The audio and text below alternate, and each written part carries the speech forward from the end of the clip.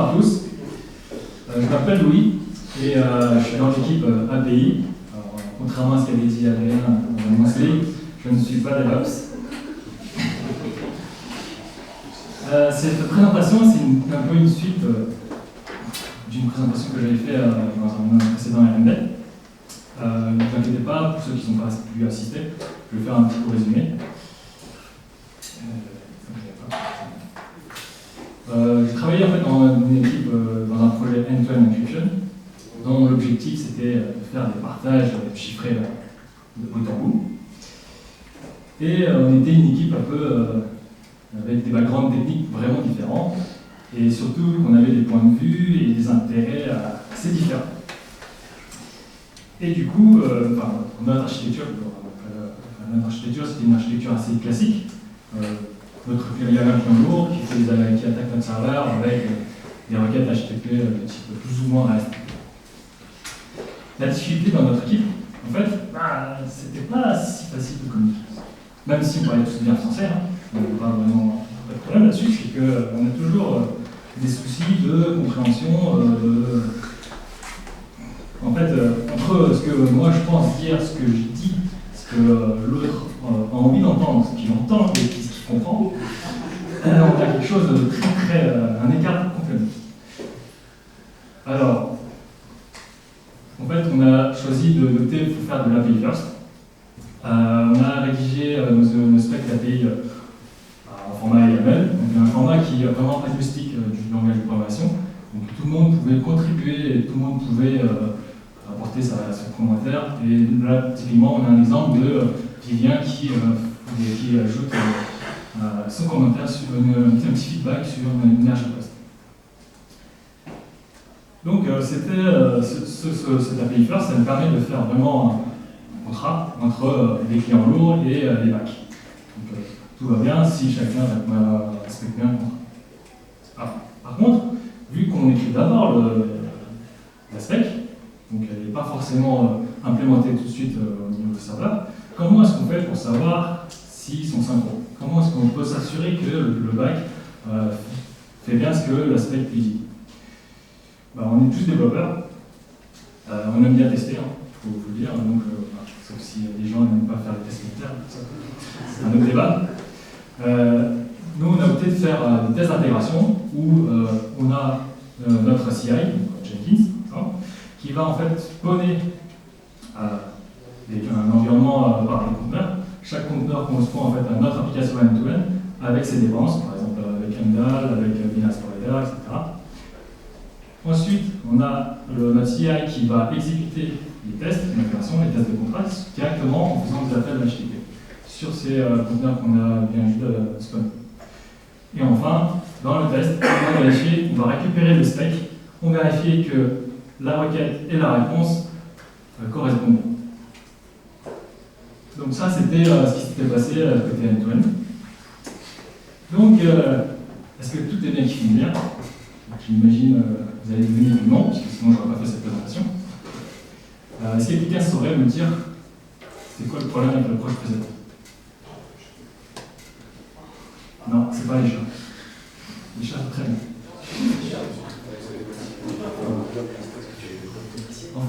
En fait, sur le projet end-to-end, on faisait un peu de la test d'intégration, on faisait plutôt des tests de contrat. En fait, c'est un peu des deux. Dans le sens où on se connaît vraiment notre environnement, on faisait vraiment des tests HTTP, mais qui faisaient tester toute notre application. Donc c'était des tests d'intégration, mais qui vérifiaient que notre contrat était bien validé. Donc ça veut dire que les tests ils étaient fiables, parce que ça s'assurait vraiment que les specs étaient bien respectés. Par contre, c'était pas très rapide, parce qu'il fallait spawner l'environnement. Donc on ne pouvait pas l'exécuter comme des tests unitaires à chaque fois, comme on développe. Ils ne sont pas non plus gratuits, parce qu'on a moqué sous forme de conteneurs dans les dépendances, Emdal, Binance Provider, etc. Ce qui veut dire que si jamais demain Emdal change ses API ou Binance Provider change complètement de choses, et il faut qu'on modifie également nos mock, ce qui n'est pas gratuit. C'était pas non plus super stable. Il est arrivé, par exemple, un matin, j'arrive, hop, les tests sont rouges. Qu'est-ce que je fais? Je relance. Il devient vert. C'est pas vraiment super stable. Et surtout, c'est comme a dit Adrien, c'est que c'est très centré au côté provider. Tout l'outillage côté provider, c'est tout le coordinateur qui va faire, en fait, qui va s'assurer que tout est bien, que l'aspect est bien respecté par rapport au code. Côté consumer, on n'a rien. Enfin, je ne sais pas exactement, mais on n'a pas vraiment on ne vérifie pas si le consumer tape bien sur nos API, si demain, si mon API change, est-ce que le consumer est conscient de ce changement? On n'a rien du tout. Du coup, bon. Il répondait plus ou moins à nos besoins initiaux, mais c'est pas TikTok. Donc, sans plus attendre, je vous présente. Par contre, c'est moins cher que l'iPhone. Alors, Pact, c'est un framework de test qui va permettre vraiment d'aider à vérifier que l'interaction entre le consumer et les providers sont bien.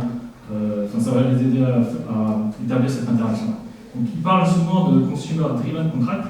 Moi, je préfère plutôt parler de collaboration, parce qu'en fait, quand on parle, en général, quand on dit consumer-driven, on a l'impression que tout est côté consommateur. C'est lui qui a tous les pouvoirs, c'est lui qui va faire tout le travail, alors que ce n'est pas du tout vrai. C'est vraiment côté provider et consumer qui a cette solution. Petite explication comment ça fonctionne. Maintenant, les consommateurs vont travailler, ils vont développer leurs tests. Ce qu'ils vont faire, c'est qu'ils vont rédiger leurs tests, et dans leurs tests, ils vont initialiser un mock. Dans ce cas-là, ce qu'ils vont faire, c'est qu'ils vont utiliser une librairie que Pact fournit, donc avec tous les langages, donc il n'y a pas que du Java, il y a du .NET, il y a du JavaScript, il y a du TypeScript, il y a du Kotlin, si vous voulez. J'initialise mon mock. Ensuite, le test exécute le code pour tester si tout va bien. Le code en fait, va réellement faire un requête HTTP, mais sur le serveur de mock, donc en général c'est toujours localhost. Ensuite, il va vérifier que les requêtes et les réponses sont correctes, donc vous faites vos assertions. Et enfin, les tests, tous les tests d'agriculture ont été finis. Ça génère un fichier Pact. Ce fichier Pact contient en fait toutes les attentes et les exigences que le consommateur a écrit dans ses tests. Ensuite, toujours côté consommateur, il va envoyer ce fichier Pact, ses attentes, à un service qu'on appelle Pact Broker. C'est le pont en fait entre les consommateurs et le provider. Le développeur provider, en fait, il va récupérer ce fichier. Ensuite, de son côté, pareil, il va faire ses tests. Donc, il va simuler, toujours avec la librairie Pact qui est fournie par Pact Foundation, il va simuler un appel HTTP qui, lui, pareil, va vérifier que chez lui, les endpoints existent, que les requêtes et les réponses correspondent bien à ce qui est attendu. Et pareil, là, ce qui est bonus, c'est que on a une librairie qui existe qui s'appelle Swagger Request Register Pact, qui est développée par Atlassian, qui permet de vérifier que le fichier Pact est bien synchro avec l'aspect appliqué. Donc, la coding. Alors, si on dit qu'on a tout respecté ce qu'a fait Adrien, c'est-à-dire que on a un test store, on a avec consommateur et provider, on a défini ensemble nos API. Donc on a des API du type getClass, postClass pour créer un nouveau chat, pareil pour les chiens. Pas de débat sur les chiens, je n'ai pas de préférence. Donc là, je suis front. Je dois front. Aujourd'hui, on n'est pas là. C'est pas vendredi 15h là. J'essaie de me prévenir un peu la peau d'un front. Du coup, du coup, on va imaginer, je vous épargne en fait tout le code.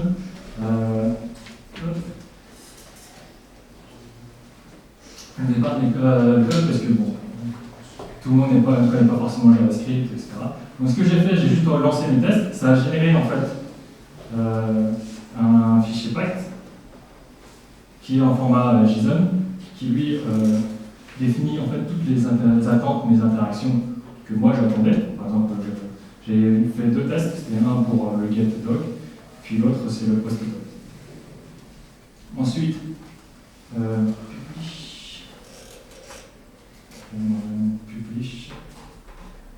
Là, je publie en fait le fichier pack sur mon pack broker.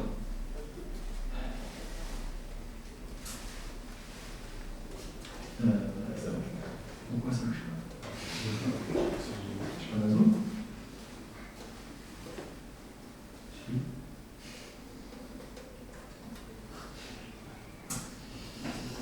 Hein? Tu peux mettre une musique d'ascenseur là-bas. Mais vas-y, tu veux bien que tu chantes? Ce que je vais faire, c'est que je vais modifier et je vais changer. Ouais.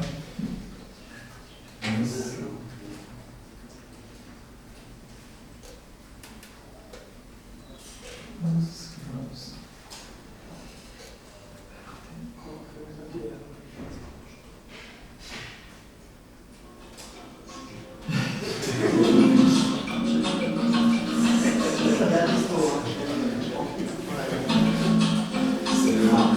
Donc voilà, c'est bon. Donc là, en fait, le pack broker a une interface, une UI, sur laquelle vous pouvez aller consulter. Ce que vous pouvez voir, en fait, c'est que là, j'ai mon consumer IronNet front. J'ai soumis un nouveau pack file sur lequel il y a une interaction entre front et le back. Je peux aller vérifier ce qu'il a montré, enfin quelle exigence il a. Là, j'ai deux tests. J'ai un test pour un chien de type Shiba Inu dont le nom c'est Chico. Je devrais avoir cette réponse-là, 201, etc. Pareil, si je veux avoir un chien avec la ID 88, ça devrait me retourner ça. Et on a aussi une matrice pour savoir ce qui a été publié entre mon consommateur et mon provider. Ok, là je suis bon. Maintenant je suis IT. Je sais pas qui était. C'est pas grave. Du coup, je suis IT. Je suis pas forcément IT en fait, je suis un CI ou un DevOps ou ce que vous voulez, ou un script qui s'auto-exécute automatiquement. Et en fait, il y a un client, donc le pack broker Can I Deploy, qui permet vraiment d'aller vérifier si je peux déployer mon front. Et là, forcément, il va dire bah non, j'ai aucun provider qui a validé ton pack. Et donc si je fais echo $ point d'interrogation, qui permet de récupérer le code de statut de la commande précédente, ben, il me sort 1. 0 c'est pour info, 0 c'est tout s'est bien passé, si c'est pas 0 c'est que c'est mal passé. Donc là, si on a 1, donc, on peut l'inclure dans le CI ou dans les scripts de l'IT pour dire bah non, t'as pas le droit. Ça n'a pas été vérifié, ça n'a pas été testé. Ok. Donc maintenant, imaginons le front a soumis sa merge request, il l'a implémenté, etc. On a notre côté back, on a une notification qui arrive. Je suis dev back maintenant. J'ai une notification, mail, requête, ce que vous voulez. Et ce que je vois, c'est mon test ne passe pas. Pourquoi? Moi, je vais aller voir le front. Je vais essayer de ne pas me faire mordre. Je me mets d'accord avec lui. Hop, tout va bien. Ok, bon, j'implémente de mon côté. Pareil, bon, je vous épargne le code. Donc là, je lance mes tests. J'ai fait mon implémentation. J'ai fait mes attentes. Voilà. J'ai utilisé le back pour pouvoir. Par contre, je pense qu'il va pas. Vu que j'ai changé de serveur. Ouais, c'est ça.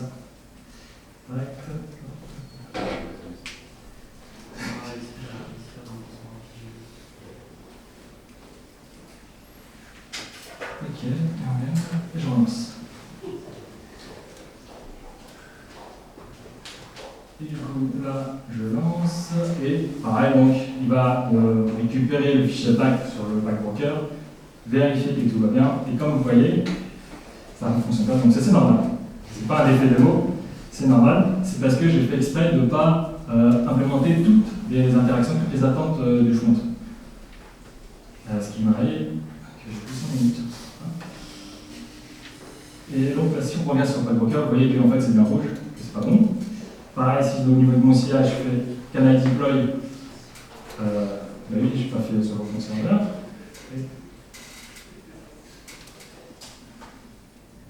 Et là, pareil, là, contrairement à tout à l'heure, on a vraiment une interaction publié son résultat, mais il a dit que c'était pas succès.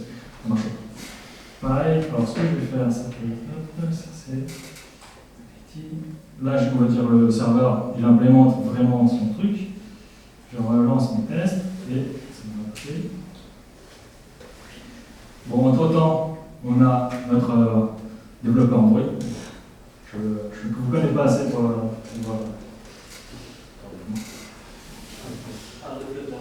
Flutter. Voilà, Flutter.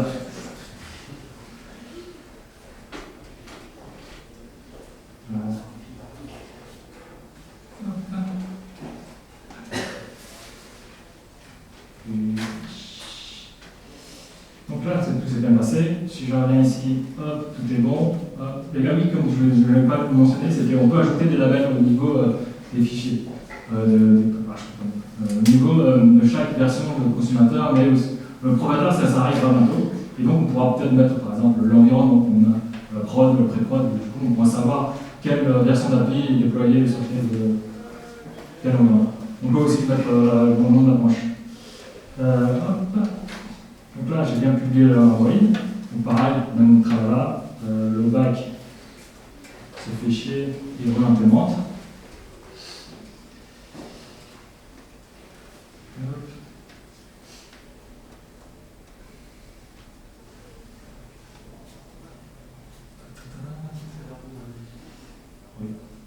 Donc là, tout va bien. Et l'avantage par rapport avec le pack broker, c'est qu'on a cette possibilité d'avoir un graphe de toutes les balances qui se passent. C'est-à-dire que pour mon provider back, je sais qu'il y a un consumer front et un consumer Android qui consomme mes API. Là, on a vraiment un suivi entre qui consomme mes API. Il y avait un autre truc que je voulais montrer, donc surtout c'était le synchro entre le fichier pact et l'OpenAPI. Par exemple, là j'ai modifié, j'ai ajouté juste une stock, j'ai appelé le jeu S. Et si je relance, pareil là en fait, là ce que je lance, c'est qu'il va vérifier si c'est bien synchro entre le fichier pact et l'aspect d'API, et on devrait avoir une erreur.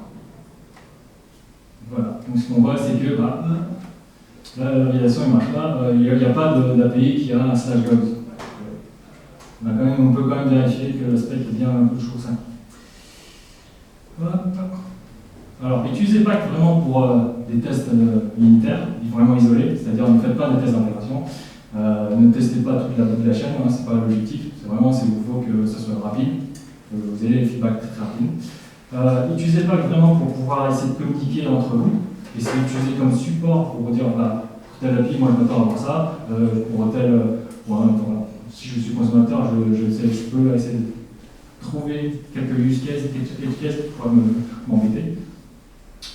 Comme je vous ai montré tout à l'heure, ça permet aussi de pouvoir détecter les impacts assez rapidement, donc savoir si jamais vous faites un breaking chain d'API, vers qui vous tournez, que ce soit provider ou consommateur.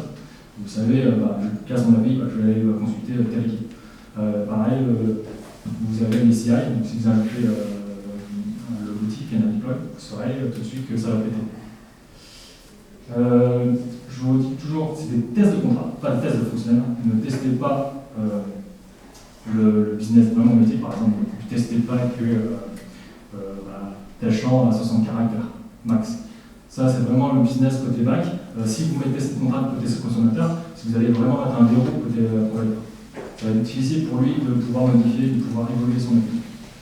Le pack, vous n'utilisez pas pour les API publics, forcément, parce qu'on n'a pas connaissance des consommateurs, qui sont par la nature. Ce n'est pas non plus fait pour des tests de performance. On a un serveur de log, ça se peut. Alors, je lis tout de suite dans mes pensées, il y en a, je pense, certains qui vont être sceptiques, qui disent, attends, c'est encore un outil en plus, tu vas me demander de travailler encore en plus. C'est quoi la différence avec OpenAPI? Déjà, je dois écrire une doc en YAML, et là, maintenant, tu me demandes de créer du code, tu me fais chier. En fait, c'est pas moi le même qui teste. Déjà, l'OpenAPI, c'est vraiment pour structurer votre API, désigner comment votre API est faite. Avec l'OpenAPI, vous pouvez également générer la doc API, ce qui est pas le cas avec le Pact. Le Pact, c'est vraiment le framework de test qui vous aide dans vos services, qui vont vraiment faire des tests lorsqu'ils veulent faire des requêtes HTTP. C'est vraiment pour les aider les développeurs comme ça. C'est de l'aspect par exemple, et ça permet aussi de pouvoir coordonner les développements et les déploiements. Avec l'outil Deploy, avec le graphe pour savoir qui est interactif. Et puis aussi, ce qui est bien, c'est que même si toutes les équipes s'entendent très bien, même si on communique très bien, on sait bien que dans une boîte, elle vit, il y a de nouveaux arrivants qui arrivent, il y a des gens qui partent, et quand les gens partent, forcément ils partent avec leurs connaissances. Et avec Bref, tout est écrit noir sur blanc, on a des tests automatisés qui vont vraiment dire ah bah non, t'as cassé cette appli, ah bah non, tel équipe ou tel produit il est cassé. Alors, ce que je vous dis, c'est que notre test là, c'était un POC assez simpliste. Du coup, je pense qu'il n'est pas du tout représentatif de ce qu'on a aujourd'hui au travail. Donc on a besoin de vous pour pouvoir bêta-tester. Vous avez la documentation de PAC sur docs.pack.io, vraiment si vous voulez aller plus loin. On a le pack broker qui est sur pack.dev.io. Tout à l'heure, pourquoi ça ne marchait pas, je ne sais pas, mais ça devrait marcher. J'ai testé 2-3 fois, ça fonctionne. Et puis j'espère après ça, vous êtes comme ça. Merci.